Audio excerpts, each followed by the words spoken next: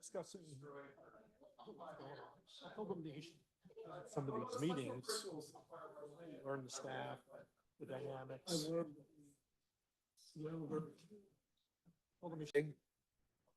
Boom. Let's call the town council meeting of April 8th, 2025 to order. Julie, will you take roll?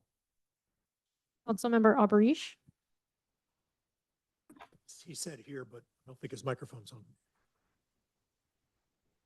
Councilmember Here. Brown, Here. thank you. Councilmember Gold. Here. Councilmember Wall, Here. Mayor Donkowski.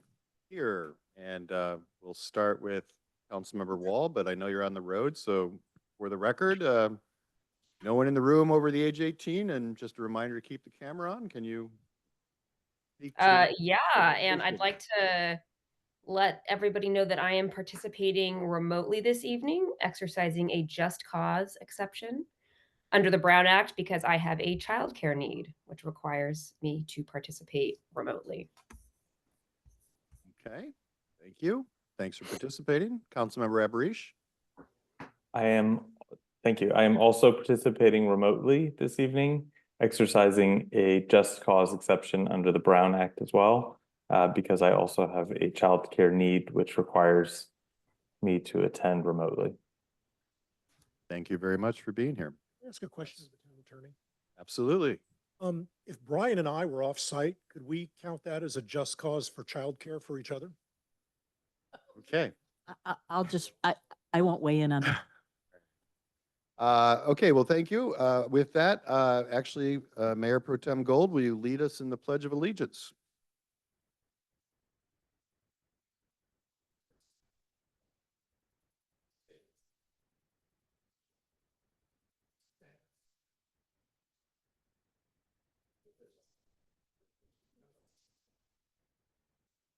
Okay, very good. Thank you.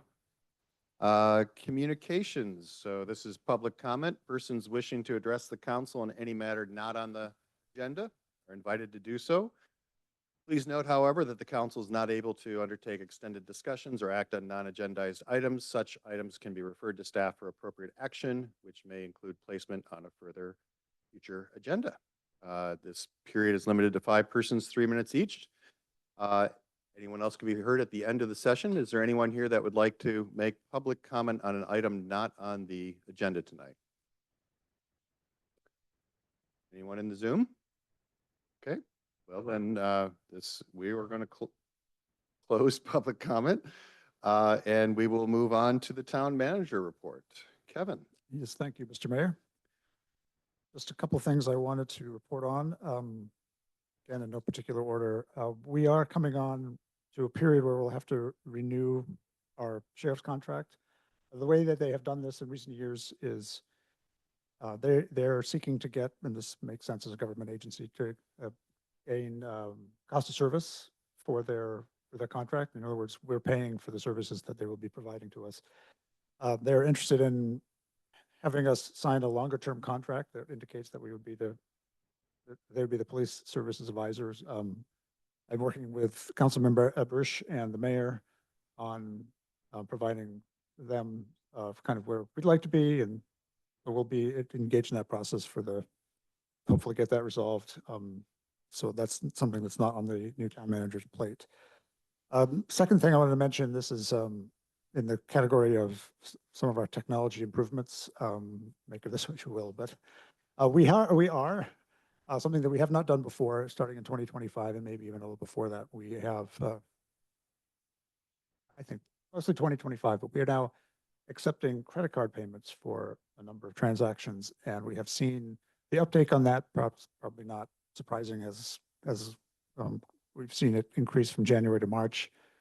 Just to give you a sense, in January, less than 10% of our receipts came via credit card. This last month that closed in March, we were at 30%. So I think people are taking advantage of this. We are aiming to, there are a number of permits and other projects that you can pay for, you can use credit cards to pay for. We are looking to continue to add to those over time. with the second phase of the rollout of this all relates to our conversion to the eTrack-It cloud-based permit traffic permit tracking software. So that's, for me, that's kind of a big deal. And I think it's just kind of anecdotally feel like there's less traffic coming in to do some of those routine payments, which is good news for everybody involved. Last thing I wanted to mention, those of you in the room will have noticed a lot of caution tape around the building. You may or may not have looked up on this roof on Independence Hall, the beginning, I'll call it the framing of the solar panels. But that is the work that is now undergoing. We are expecting that. I think optimistically, we're expecting it to be complete this week, but I think realistically, we're expecting a couple of weeks. So, and I believe that once they're up and on, they go online, and we should start generating or paying for and using power from our own buildings. So that's all I have for this evening. Thank you. Any questions for Kevin? Yeah, I have a question, Kevin. Can you give me a status report of when we're going to start seeing some movement on the town center plan? Yeah, we are currently in the process of working with the consultants they're gathering a lot of data information. So they're in that initial project phase where they're getting a download kind of from staff, and that's getting all organized with their consultants. So that's where we stand. I should be able to provide you a little more in a couple of weeks. Okay, I just like to see roughly a timeline of what they expect to happen. Sure. Okay, thank you. Any other questions? Any public comment on the town manager's report?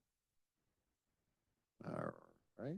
Yeah, seeing none, we will close and move on to appointments. We have a recommendation from our appointments committee on a new member for the Emergency Preparedness Committee.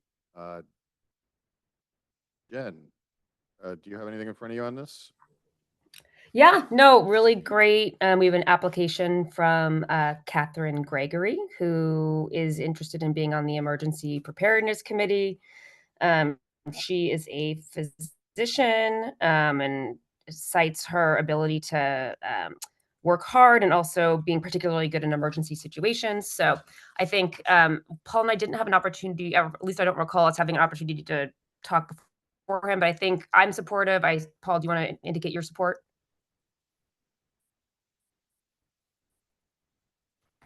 Paul, are you supportive? I didn't get anything on this particular appointment, so. Great. Sorry. So the appointments committee is in support of this applicant. Yes.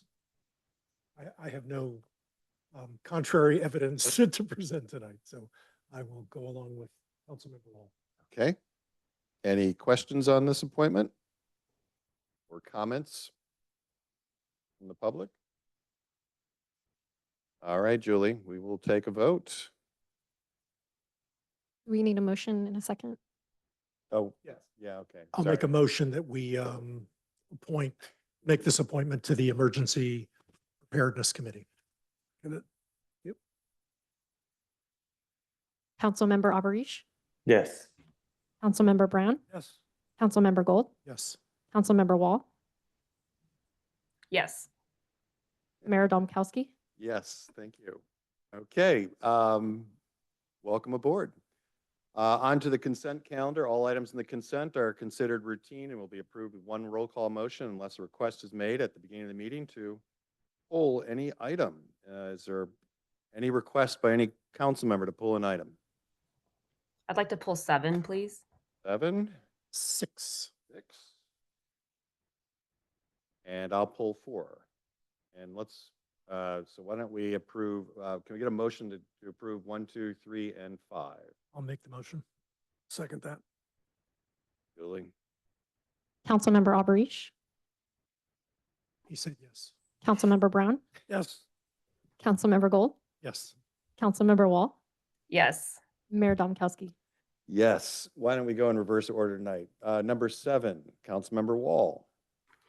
Yeah, so 7 is a resolution approving plans and specifications for the road rehabilitation project. And I was hopeful, maybe a little surprised that Hillside Drive wasn't included in the list for this year. So then Kevin and I had a little exchange. But for the benefit of any residents that might be online or anybody that might want to look back at the meeting minutes, Kevin, can you just kind of summarize what's going on with Hillside Drive? Because there's been, for the benefit of the council, there's been a fair amount of resident concern raised about the condition of that road. And during the last storm, there was a slide that has been not fixed, but I think remediated sufficiently until more repairs can be made.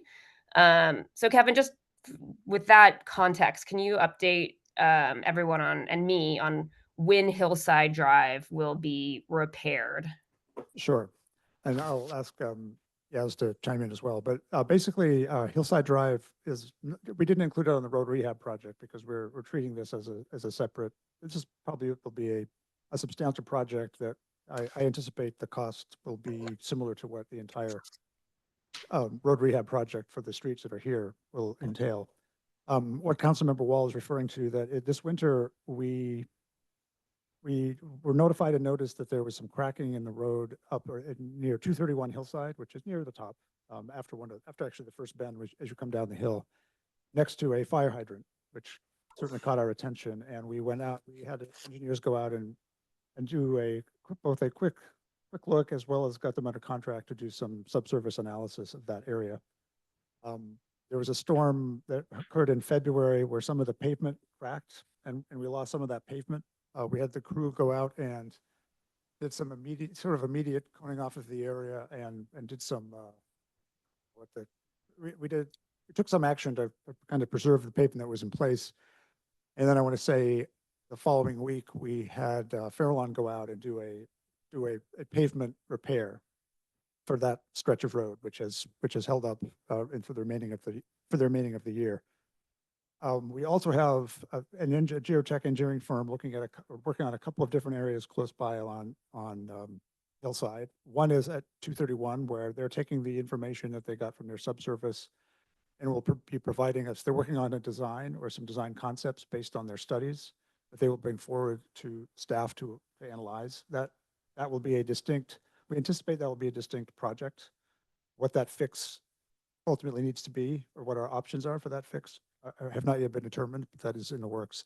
We will also be out next week or the week after, the 16th of April, if I have that date right, doing an additional bore in Hillside Drive in the vicinity of 303 Hillside, another area where we've been made aware that there may be issues. So we'll be doing some subsurface work there as well, to inform either this project or a separate project. But the plan is we would bring back the town staff will bring back plans and specs for a distinct project for Hillside Drive. And we're aiming for getting that all done and hopefully under construction before the rains occur next fall at that location on Hillside. So that's where that is this time. Okay. Any follow-up, Jen? Nope. Thanks, Kevin. That was really helpful. Welcome. And the homeowner's been involved, I believe you told me. He's aware that the boring is. Yes, that's correct. Jen, you want to make a motion on 7? Comment? Oh, comment. Public comment on number 7. Thank you. Jen, do you want to make a motion? Yep. I move to approve consent calendar item number 7. Second that. Councilmember Abrish, Yes. Councilmember Brown, Yes. Councilmember Gold, Yes. Councilmember Wall, Yes. Mayor Domkowski. Yes. Moving on to 6. Paul. Item 6 is the second reading of the ordinance that we did at our last meeting. This is the barn conversions to ADUs. I'm fully supportive, but I just wanted to open it up public comment if there was any, or obviously from the council members or questions. I'm fine though. Okay. Any further questions on the barn ADU ordinance? Any thoughts from public? Hearing none. I'll make a motion to approve item 6. Second. Councilmember Alberish, Yes.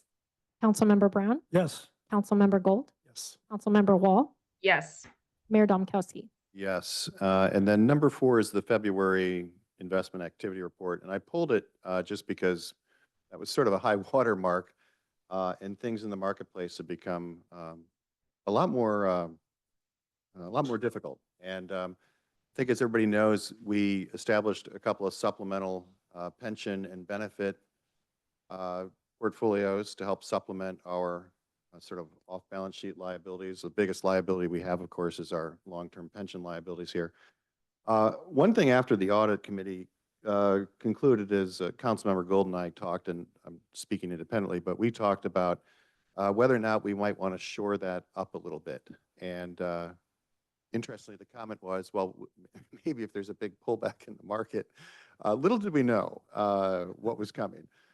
We are about 85% funded all in right now, but we are still $5 million short of our long-term obligations. And so I just wanted to pull this really to ask if the council would have any appetite in agendizing an incremental, the proposal would probably be for about $1 million to earmark that into these funds, both the pension fund supplemental and the benefits plan. It would close about 15 to 20% of the gap that we have in this liability item that we don't ever talk about, and it's not on people's radars, but it really is the biggest long-term fear that I have. But I just wanted to see if there'd be any appetite, because from a timeliness point of view, it's starting to get, there's a lot of carnage out there to take advantage of. So I just thought I would ask just to see if there are any nod of the head or. I think it makes sense, but I would also suggest that we perhaps lay in front of our new town manager a challenge. We need some new revenue sources to help fund this kind of transfer of funding.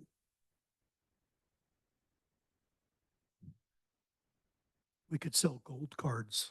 Okay. Yeah. Sorry. People are really punchy Um, tonight. And get the shot in.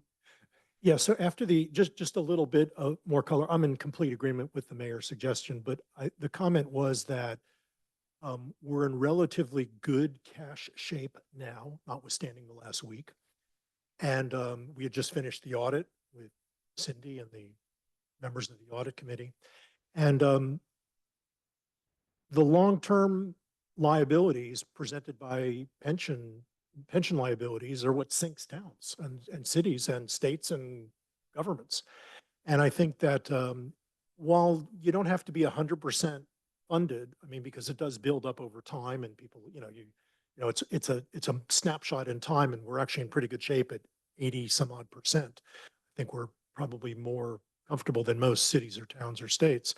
But since we are relatively cash rich at this moment, it was an opportune time to make a supplemental contribution, because you never know when that rainy day comes. We want to be able to not take away from existing operational cash needs, current needs, and to have to fund some urgent pension need, which might be 5 or 10 or 15 or 20 years down the road.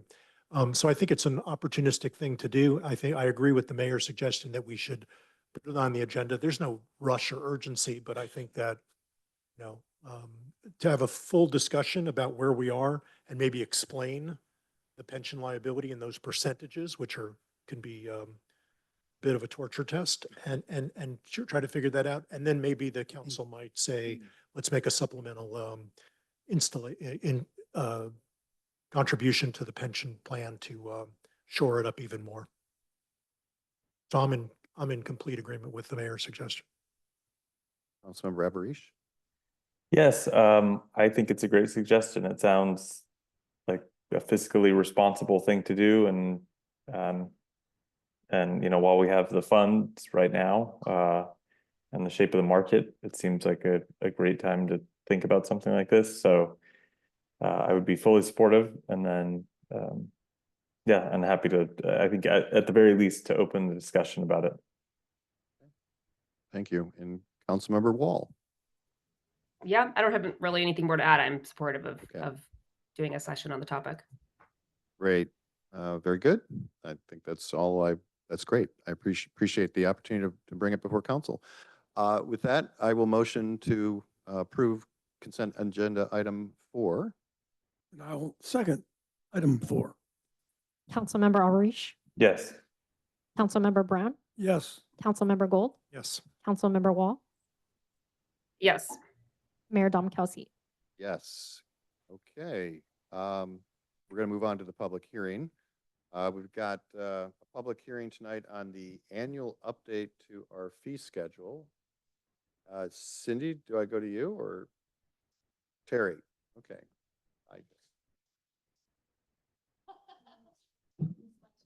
Cindy always wants to hide in the back, bunch of numbers and be done. So I'm gonna, you're a little taller, but I'm gonna once again introduce, I think many of you, maybe all of you remember, except for Councilmember Bruce, Terry Madsen helped us do a substantial update to our fees and charges, what? 2 years ago. 2 years ago. And so he's back for the update. Yeah. Great. Well, welcome. Sure. Thank you for allowing me to speak with you this evening. I will be brief. Thank you, Clerk. My name is Terry Madsen. I'm here from ClearSource, and our firm helps communities throughout the state identify the cost of performing specific services and then think through the idea of recovery of cost of service. We are here tonight to discuss the annual update of what we call the city's or the town's schedule of user and regulatory fees. This would be an update effective for fiscal year 25-26. I have about 10 slides, but I'll make my way through them and then be available to answer any questions or receive any feedback you have. We'll be talking through background and then the recommendation before council for fiscal year 25-26. Next slide, please. So just by way of background, in California, communities primarily use their tax revenues to fund services that provide this broad community-wide benefit. We think of these as like public works services, public safety services, park maintenance services, and so forth. And they use things like fees and charges when they see a direct receiver of benefit. And so it's sort of like direct service provided, direct cost recovery. And in Woodside, we think of this primarily as when you're doing plan review for construction, permitting, inspection of construction, review for entitlement requests, and so forth. This study and this schedule that's being updated is limited to what we think of as user and regulatory fees. So I mentioned there are the building fees, the planning fees, engineering fees. You have some administrative fees, but the idea here is it's service-based fees. Some human is providing service, and they're discrete services. They're periodic in nature. So they are not taxes or assessments or utility rates, sort of those things that as Woodside residents and businesses, we may say, you know, we feel the effects of those on a daily basis. This would be periodic, sort of action-driven items. And we're limited to service-based fees, so we're not thinking about impact fees, development impact fees. They're not part of this topic either. Next slide. As part of normal town operations, Woodside reviews and updates its fees periodically. As the town manager mentioned, that the fee study was most recently completed in 2023. That was a comprehensive study of building, engineering, and administrative fees. At that time, the council authorized annual inflationary updates in between studies. That's what we're here to discuss this evening. In 2024, last year, you performed an inflationary update, and then planning fees were also updated at that time. Staff anticipates that you would see a comprehensive type study, town-wide fee study every 3 to 5 years. In these interim years, you would just do these annual inflationary adjustments with some minor refinements to enhance fee schedule clarity and so forth. Next slide. So now just thinking through 25-26 and the action or recommendation before the council this evening, your annual change in CPI for the region is 2.76%. So most fees in this schedule are proposed to increase by 2.76%. That aligns to the council's adopting action by resolution. And then we mentioned we always give staff the opportunity to recommend some minor changes. And there are just a few changes intended to enhance fee schedule clarity, more closely align fees to services provided, reflect change in legislation and so forth. So the action recommended for town council this evening is to adopt a resolution establishing user and regulatory fees for fiscal year 25-26. If the council adopts the fees, any changes would be effective July 1, 2025. Thank you so much for your time and attention. Thank you. Appreciate it. Do we have any questions from council? Yes. Go for it. Councilmember Brown. Do we have any fee for going beyond the length of time that is appropriate to build? For example, like a 3-year maximum, and anything over that is fine? No. Okay, I'd like to suggest to the council, we consider this for the next go-round, that we do something where we can charge substantial fee, if somebody builds and continues to building, beyond maybe a 3-year limit, with a fee that could be substantial. I can tell you right now that, talking about revenue enhancement to the town, Atherton probably gets over $500,000 or more just from these fees. So I just want that on the table for the next discussions. Sure. I don't have a Thank you. problem with the fees that Thank you. Thank you for that. Any other questions or comments for Terry? Okay, I don't have any myself. The memorandum and the simplification here is, seems all very streamlined. We'll open this up to public comment.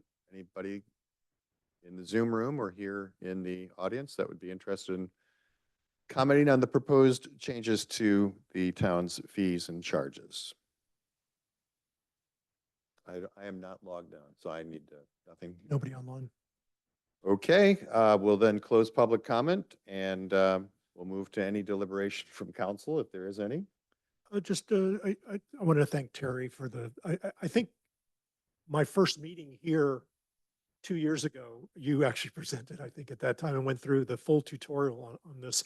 But I know that we're limited by law over what you can do. You can't go beyond inflation, and you can't just arbitrarily target something so that you can sort of cherry pick money from the public. It has to be justifiable, and I know all those things. And you went through that in great detail a couple of years ago, so I appreciate the work that went into this. But I'm fully supportive of this, and I think that since we bit the bullet 2 years ago, these are much easier steps, these inflationary steps, and certainly less controversial to the public. So I'm actually not surprised that members of the public are not in here torturing us.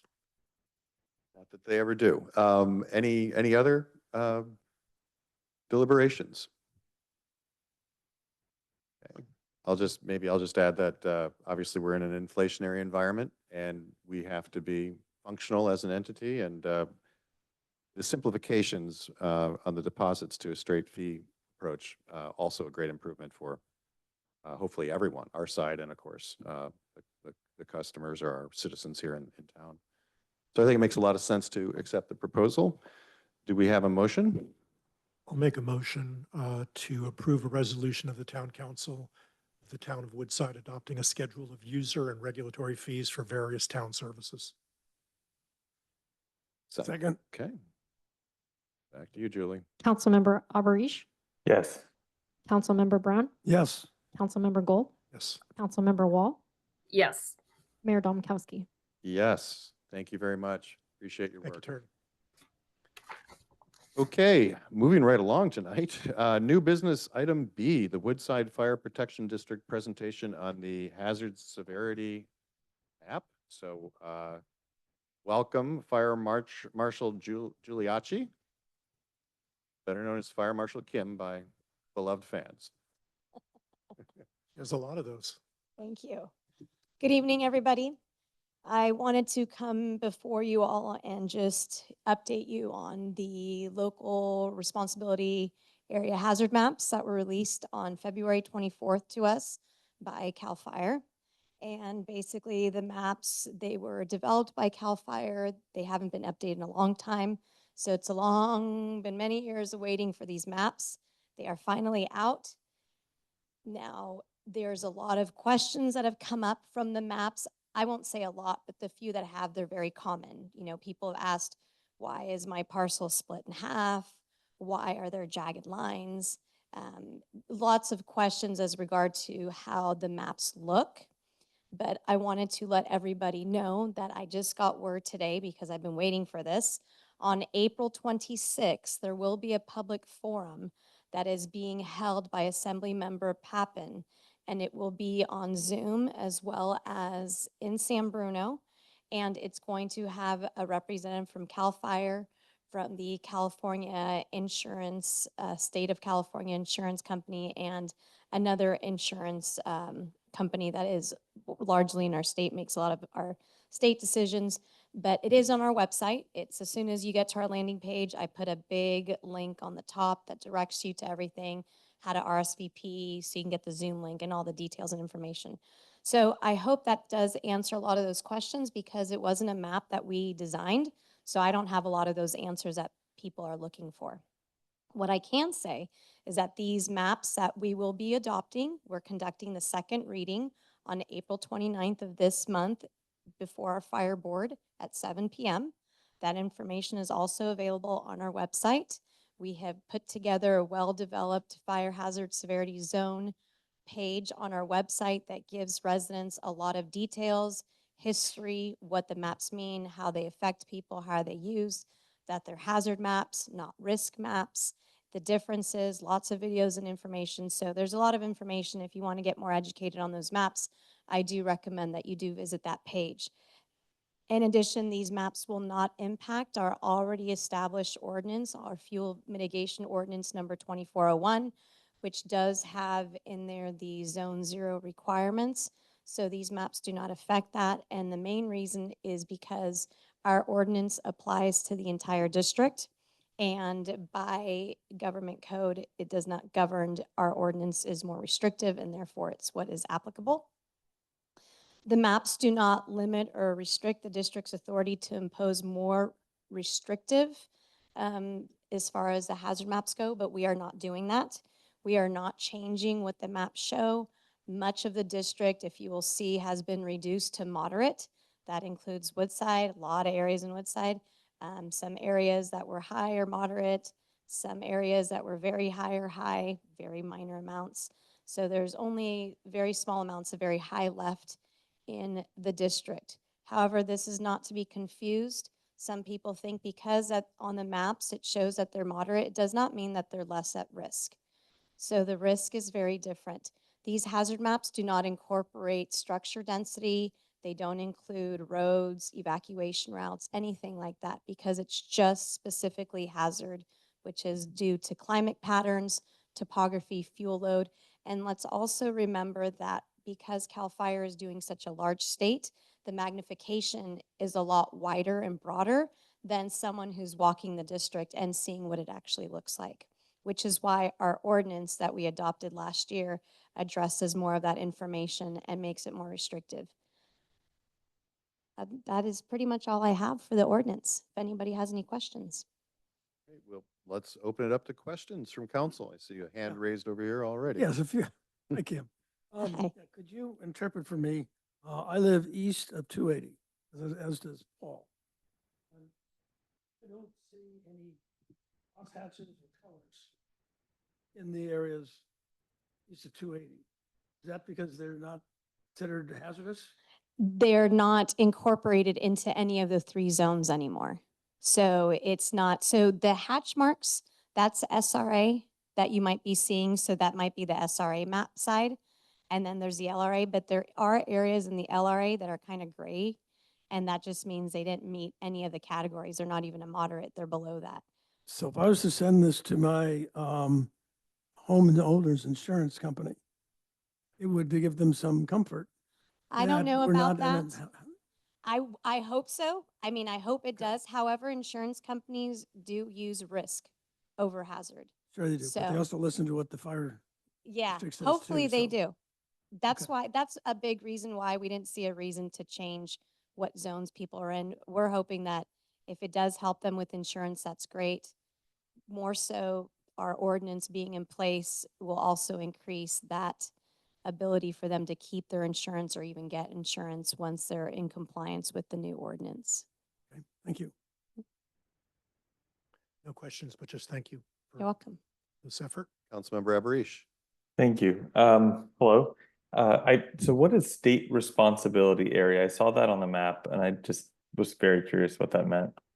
So that basically means that is CAL FIRE's area. So CAL FIRE is the authority having jurisdiction for most of the state of California in that area called the state responsibility area. We are the local responsibility area, us as jurisdictions here. So that's how they determine the two SRA and LRA is for which jurisdiction has authority for fire prevention within those areas. Got it. So if there was a fire within one of those areas in Woodside, for example, would your department still be involved in the response? Yes, we would. It still is if it's within Woodside Fire District, but we also have mutual aid agreements, which means the closest engines to that area, wherever something might happen, gets to. Sometimes CAL FIRE gets to areas up on Skyline before we can. So they're that first due engine. So it does change depending on the location. As far as fire prevention goes, there is an understanding between the state, because there is a lot of state responsibility area within our district. But because we have ordinances and we have the staffing to be able to provide better home assessments and fuel mitigation measures and fire prevention, we have an understanding with the state saying we will take care of all the parcels in our district because we know that we'll be able to keep up with it and follow up with it. So we just let them know how it's going and they just check in, hey, and it's just a conversation. But as far as they have the ultimate authority, but we just do it because it's in our district. Great. Thank you so much. Mhm. Maybe just a quick follow-up on that, because when we got together recently, you talked a little bit about all the assets that can be called upon in a SRA, and how fast maybe some of those assets can get here. I think it might be comforting for everybody to know, I mean, this is our northern, western, and southern borders are basically CAL FIRE. What resources can be called in to help us out? So there's helicopters, airplanes, so aircrafts. So those would be our quickest, fastest, largest deployments that can come to our aid, aside from additional water tenders and other larger equipments that the state can provide for support. But the main is always the aircrafts. Right, and pretty quickly, right? I mean, where they're Yes. stationed, they can be here in Pretty quickly. an hour and change or something. Other questions for Fire Marshal Giuliacci? We'll go to public comment just a second, Richard. And so just to follow up, because our building code applies to everywhere, there's really no impact, if you will, in anything that we're going to be doing based on this map. Correct, because you adopt Chapter 7A already, these hazards. So one thing that people, as far as hazard goes, what the maps are really used for is for land use planning and development, future construction. And so it would require those in the very high and the high to apply the Chapter 7A requirements and certain fire safe regulations. But because this town already adopts the Chapter 7A, it wouldn't require, it's across the board. Just like our ordinance is across the board, a lot of state laws are governed and are applicable to those in the very high in the LRA. However, in the SRA, which is always interesting, they require all the requirements. Law requires it, state law requires that it be applied to moderate, high, and very high. But in the local, for a long time, it's just been the very high, which is one big reason with having our ordinance that we want it to apply to the entire district, just as the town enforces for their building code in Chapter 7A, because fires don't have boundaries. It doesn't matter what zone you're in. If the fire's coming, it's going to keep burning as long as it finds fuel. So it doesn't matter if you're moderate, high, or very high. We've already seen that with fires in the state, that they're not in a wildland urban interface and they burn to the ground. It didn't have to do with that. So that's why it wouldn't apply. So it's good that we have those restrictions here and we are providing a higher level of protection to the communities because of these requirements. Excellent. Okay. Any other questions from council? Seeing none, we will close questions and open up public comment. Richard, you had something you wanted to say. Can you come to the microphone though? Want to speak? So my question is kind of a general question. When a fire first starts, a small fire, let's say in the hills, and it's still small, why typically does it expand so quickly that the fire department cannot compensate for the enlargement of the fire? Is it because of the winds? Because you just mentioned airplanes and helicopters are available. I'm sure they're available for other areas also. So why typically, like in the last fire season that we just had, do these fires, I'm not going to say they're allowed to, but obviously they're not allowed to spread, but they do spread. And if we have all these resources, such as helicopters and planes, why do they spread so quickly? Because you can see these fires. I'm sure there's observations of hills and stuff, and the fire department is always at the ready. And they're just not dependent on somebody calling that there's a fire there. So that's my question. So first, that's somewhat true, except for the fact that when it's in the hills, you can't, the firefighters aren't standing outside the building looking to see if there's fires. So yes, a lot of times it's dependent on people making calls, people recognizing maybe people driving by, maybe hikers. There's lots of different scenarios. And wherever that is, there's rarely a case where there's a road that takes them directly to where that fire is, especially, in a place like this, there is no road that takes us directly into a specific foothill. There's one-way, windy roads, very narrow. That is a lot of how the state is made up. So they don't have the quickest access. When we say quick with resources, we don't mean 5 minutes. We're talking, an hour. And an hour, fire spread within 15 minutes can go many acres alone in just 15 minutes because of wind, because of topography, because of the fuel, the density of the fuel, how dry it is, where it is, if there's structures around. There's lots of different elements that contribute to the growth of a fire and how quickly it will burn. Wind is certainly a big trigger, and so is humidity. Humidity plays a large role on how fires are burning. So there's a lot of different elements involved in understanding the science on fire growth, but this is why one of the things that we have in our district, and we're looking at how we can always increase early notification, is we do have the N5 sensors that have been placed strategically throughout the district to give us those early warnings. So we're not depending on just people seeing it, but more of a sensor noticing it. And we've already had 3 activations with the N5 sensors that have all been successful as far as they did their jobs. They weren't false readings. They weren't fires in the sense of a vegetation fire. But for example, one was off of 280. There was a vehicle accident. Sheriffs let off road flares about 2 miles up at the top of the mountain. There's a property that lies there, and there's a sensor further into the property. The sensor picked it up because of the wind that's blowing the road flares. And so it confirmed a fire alert. We were on the accident. We knew that probably was it. They sent someone out just to verify, but it did pick up the road flare, and the road flare has products of combustion that would support the N5 sensor for going off. Another time that the sensor went off was this was actually in Palo Alto's forested lands, because we do share with Palo Alto, and Palo Alto has a new ranger that is actually living in the forest, a house that's been not used for a long time. So no one was aware of the new park ranger who is living there now. And he has those old pot stove belly fireplaces, and he was lighting that and cooking, and it set off a sensor that was nearby because it sensed all the products of combustion. And on the third incident, it was actually a fire warning, not a fire alert, but this fire warning was drift smoke that was picked up back from CAL FIRE doing prescribed burns many, many miles away from where we are. But with the drift smoke, it picked up a warning knowing that there was some kind of particles in the air that were not common to the normal air. So things like this are the things we're trying to always look at implementing into the district for technology, for early notification, so that we can get to those fires as early as possible to try and contain it from growing.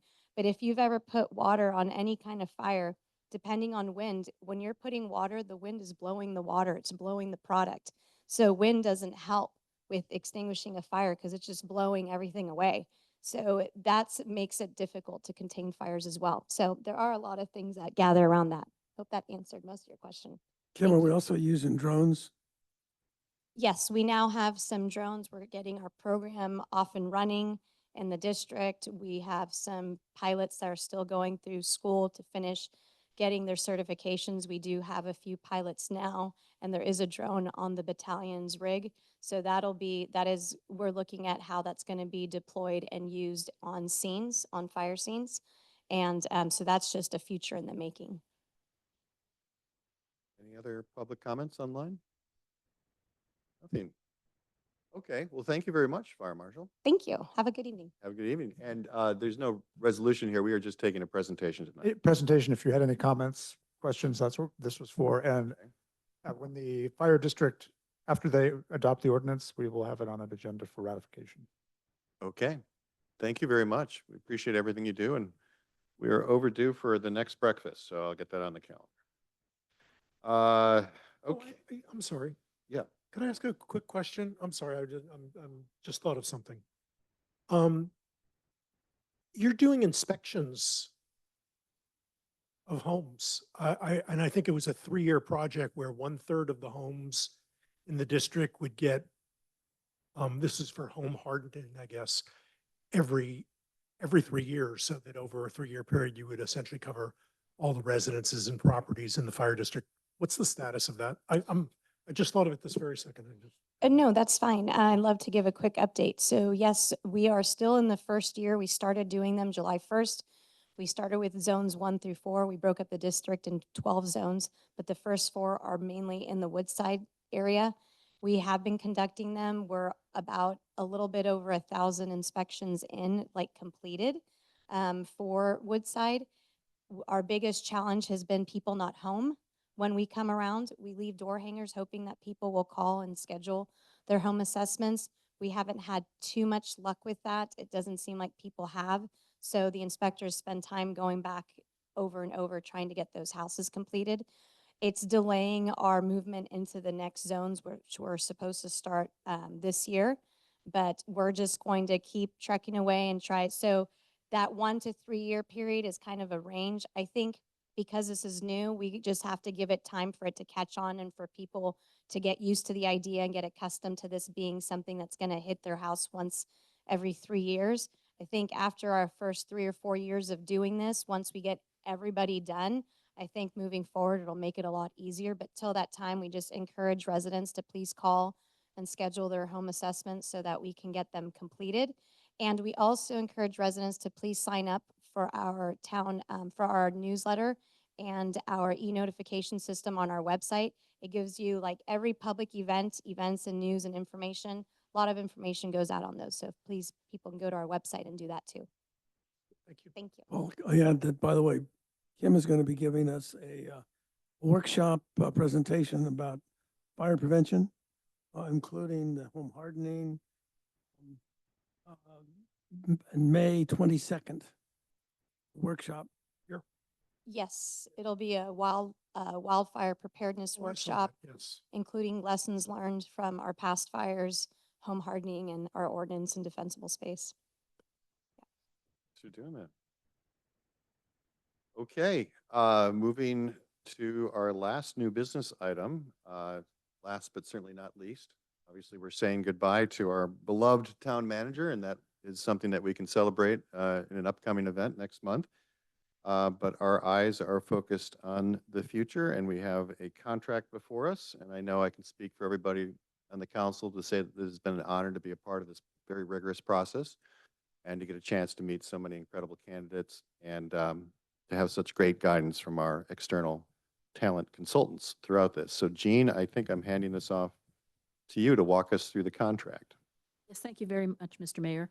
The government code requires that when you have a contract for a city manager, that it be placed on an open agenda at a regular meeting and that the terms of the contract be outlined for the public. And so with that in mind, the contract was attached for the public to take a look at, and I'll run through the provisions of the contract. So the agreement with Mr. Ledbetter, who is your identified candidate, would commence on May 15th. It has an initial term of 3 years. At the end of those 3 years, it would automatically renew for successive one-year terms unless terminated by either the council or Mr. Ledbetter. His annual base salary initially is set at $300,000. He's an at-will employee and not entitled to any overtime compensation. He will be evaluated after the first 6 months in the position and then annually thereafter. He may be entitled to compensation adjustments after each of the performance reviews, but that is not assured, and the government code prevents a contract with a public employee having a guaranteed salary adjustment. He's entitled to the same benefits as all your other full-time town employees, and that includes paid holidays, a PERS retirement, health insurance, and administrative leave. In addition, he will be credited at the beginning of his contract with 7 years of service for personal leave accrual. He will be given a life insurance policy equal to 1 year's salary, a monthly auto allowance of $300, a moving allowance for actually incurred expenses of $7,500 total, and then a $2,500 per month housing assistance during the term of his employment as town manager. He's entitled to reimbursement for expenses for job-related activities, but those need to be approved by and budgeted for by the council prior to anything being expended. He has a right to terminate this agreement, should he choose to do so, as Mr. Bryant has in happily moving into retirement. You also have the right under this contract to terminate his employment for cause or no cause. If he resigns at any time or retires from employment, or if you terminate without cause, with cause, then there would be no severance paid. If he's terminated without cause, then he is entitled to 6 months of severance. And as is typically found in contracts of this nature, he cannot be terminated without cause within 6 months of the election of new council members. Was it 6 months? 6 months, yes. You will bear the cost of any bond that's required to be posted by Mr. Ledbetter, and that's in your municipal code. Finally, you agree to defend and indemnify him for any claims that are made against him that arise from actions taken within the course and scope of his employment, but as provided for in the government code, if actions are taken during his employment which are outside the scope of his employment, you would have no obligation to defend and indemnify, and as required by the government code, if he is ever convicted of a crime that is defined as abuse of office by the government code, he would need to remit to you salary that was earned during any leave that he was placed on while there was an investigation being conducted. And finally, if there is ever a dispute under this agreement, you would enter into mediation before litigation could be initiated. Those are the terms of the contract. I'm happy to answer any questions if you have any. Okay, thank you, Jean. And I know everybody on the dais has been very involved in this. It's been an iterative process, but if anybody has additional questions or would like to elucidate anything further for the public and their questions? Questions for staff? Good. Good.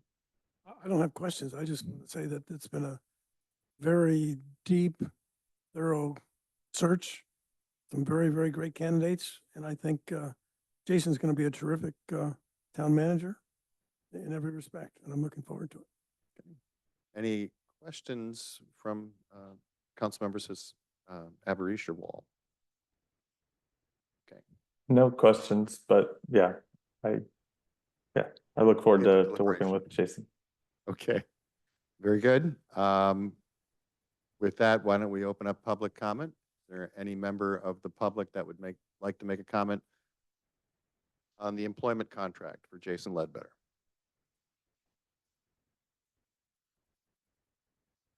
Anybody? Sorry. No public comment, but we have promoted Mr. Ledbetter to the panel, If Oh, he's you'd like to, he's, Well, he's can we take a vote first and then have him join us? Okay, you're the mayor. thank you. Okay, I think we're going to close public comment for a second, and we're going to close public comment. Any further deliberations by council? I'll make a motion Okay, that we approve employment agreement for Jason Ledbetter to serve as town manager. Second that. Councilmember Alberish, Yes. Councilmember Brown, Yes. Councilmember Gold, Yes. Councilmember Wall, Yes. Mayor Domkowski. yes. And Julie, if you could promote, or Kevin could promote Jason to the panel. There he All is. right. Jason, welcome. It's a great honor to introduce you as our new town manager. So congratulations and welcome aboard. Thank you, Mr. Mayor, and I want to just thank the Woodside Town Council. Obviously, it's wonderful to see you guys again. And I want to thank Gene and Kevin, obviously, for just working with them so far. I'm very happy to be beyond this point. And I just give a brief kind of understanding of my history to the folks that are in attendance tonight, especially the staff members. I grew up in the North Bay in Napa Valley and moved into winemaking after that. Ultimately decided to go into local government. So I went and got a master's of engineering from UC Riverside. Worked for Riverside County, Siskiyou County, and currently I'm the city manager for the city of Wairika. I am just so ecstatic to be joining the team in Woodside and really honored to take the baton from Kevin. As I stated multiple times in the interview process, it's pretty remarkable that a community has had two town managers in the last 33 years. And so one of the first things that I'm focused on coming is just really stabilizing for the employees because they've been just really utilizing or used to Kevin for so long. I just want to make sure that I stabilize things for the fantastic employees that we have at the town of Woodside. And then ultimately, I heard tonight that I'll probably be working on some unfunded liability issues and some financial planning. And obviously the town center plan and rolling out the housing element, but I'm happy to be past this phase. I will be down on the 21st that week to meet with Kevin and the staff and hopefully some city council members. And then we have some friends in San Carlos, so we actually will come down very briefly. I have a 10-year-old son, and I'll be bringing my wife down to hang out with some friends in San Carlos and really enjoy the area and think about our future down there. But I am just beyond ecstatic and cannot wait to join the team on the 15th. That's wonderful, Jason. Yeah, as you pointed out, we've got a lot of opportunities and challenges ahead of us as a community, and we're really looking forward to your dedicated leadership to help us chart that course through it all. And so on behalf of the community and the council and staff, we look forward to working closely with you. And I think as you pointed out so eloquently in past remarks that, we have this great balance here, this passion for our history and our ethos and the demands upon us for the future. And on behalf of the council, we really feel that you check all of the boxes that are going to help us get through this in a very proactive way. So welcome aboard. Congratulations. And we'll look forward to getting to work. All right. Thank you so much. I really appreciate it. And I am so just excited. Can't wait to get down there and can't wait to start working. Wonderful. Well, thank you, Jason. It's going to be a real pleasure. Okay. Well, I think we've got reports. Back to the more mundane for a moment, but anything further on volunteer committee updates with Melissa out? Yep, she always provides me a little list, so.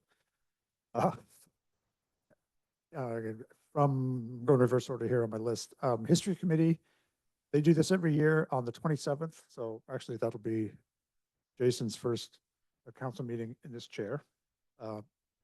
The History Committee will be doing their Preservation Awards. They do a ceremony before the meeting down at the museum, which I recommend that you put on your calendar. And Do we know who it is this year? I do not. I do not. It was great last year. Yeah, I was, yes, I was just reflecting on Adolph Rosecrans and some of the stories he was sharing last year. Rec Committee, so earlier in the month, obviously, we've got the May Day Fun Run. It'll be the 32nd Fun Run. So the Recreation Committee are taking registration for that. And that's in conjunction with May Day activities. And I think we're over 100 years on the parade itself. They also have other things going on. They're doing a sound immersion workshop on Friday the 25th, 7 to 8 p.m. a Myos, I'm not sure how to pronounce that, Yin Yoga workshop scheduled for the 24th of September here, 9 to 11:30. All of this can be found on the website under the Recreation Department. And then lastly, also in conjunction with May Day, the Environment and Open Space Committee have asked for applications and nominations for Heritage Tree Awards. I know they've already gotten some of those applications, and they announced those as part of the May Day event as well. That's my report. Any questions on volunteer committee? Just a quick comment on Yeah. the rec committee, the best committee. I wanted to note that Richard I've talked to the mayor about this, but Richard Maines, who is the chair of the rec committee, recently handed off to Rowan McNiven as the new chair of that. But Richard has served as chair of the rec committee for 25 years. And there was quite a ceremony for him in this room at our last meeting last week. But with the mayor's consent here, we're going to have some sort of honorary presentation to Richard for, not many people do 25 years of service for anything, and let alone the rec committee. And so I think that we'll be having some demonstration of our gratitude to Richard in one of the coming meetings. Wonderful. Okay, I think with that, we'll move on to council communications. Anything anybody wants to throw into the mix? I just wanted to thank first of all, Kevin for his cooperation with the search that was officially completed tonight. Well, you know something, you showed real class, which you have for many, many years here. Thank you. And it didn't go unnoticed by members of the council, and I think that it was very consistent with the professionalism that you've operated in, and we do appreciate that you saw this thing through with great style, and our gratitude to you for that. I do appreciate it personally, and I know that other members of the council do as well. It was a real show of grace and class. Thank you. That's it. Great. Thank you for saying that. I'll jump on a couple things. One is to say thank you to Councilmember Brown for putting on the Crime Stoppers event with the sheriffs a couple of weeks ago. A lot of great home security ideas and a great update on crime and statistics in Woodside. And I thought an amazing update on how wonderful license plate readers have been, which, you know, I was like, why couldn't those two guys have presented to us? I mean, that was pretty impressive. So I just want to say, I know you got another one coming up. It's just amazing work that you're doing, really with the reach out to the public. So thank you. I hope a lot of folks had the chance to attend the grand opening of station number 7. Should have mentioned this while the fire marshal was here, but 100th anniversary. It was really well attended and really energetic and wonderful to get a tour. And they spend $30 million on that, which is quite an investment on our protection of our community. And I did learn, by the way, the property next to the firehouse that they did purchase, which maybe some of us had our eyes on for density at some point, but they want to put their administrative building there and rebuild the multi-story fire tower that used to exist. So that's their plan for what they want to do there ultimately. And then we just heard about the May Day Parade, but it is coming up, the 103rd May Day Parade. And of course, there is the town council car for the May Day Parade that we can all participate in. The theme this year is Giddy Up Woodside. So I don't know if we want to wear cowboy hats or something, but it's Saturday, May 3rd. The parade starts at 10 a.m. You got to be there a little bit earlier. So if you would like to be a part of that, just let Kevin know. There is one new thing this year. They are no longer allowing us to throw candy from moving vehicles and horses. So which makes sense. The little kids run up when the car's moving. And so you're going to have to be more of the world-class politician. You can ride, but you can also walk alongside the car and just use the car to carry your candy if you'd like. The town is going to have some base level of candy. Please, if you show up, bring your own candy. These kids, it's an endless pit that you have to, you don't want to run out of candy. It's not good for a politician to run out of candy. Yeah, the only other thing that I just heard, which I just wanted to point out, was, and we do have a planning commissioner here tonight, but I did hear from the chair of the planning commissioner that they'd only done 3 meetings this year. Maybe they've had a 4th since I've heard this, but I just wanted to mention that if there are things that we want to sort of send their way, that's just to be on your mind, because they're asking for something to do. And I think with that, is there anything else that folks would like to weigh in on? Wow.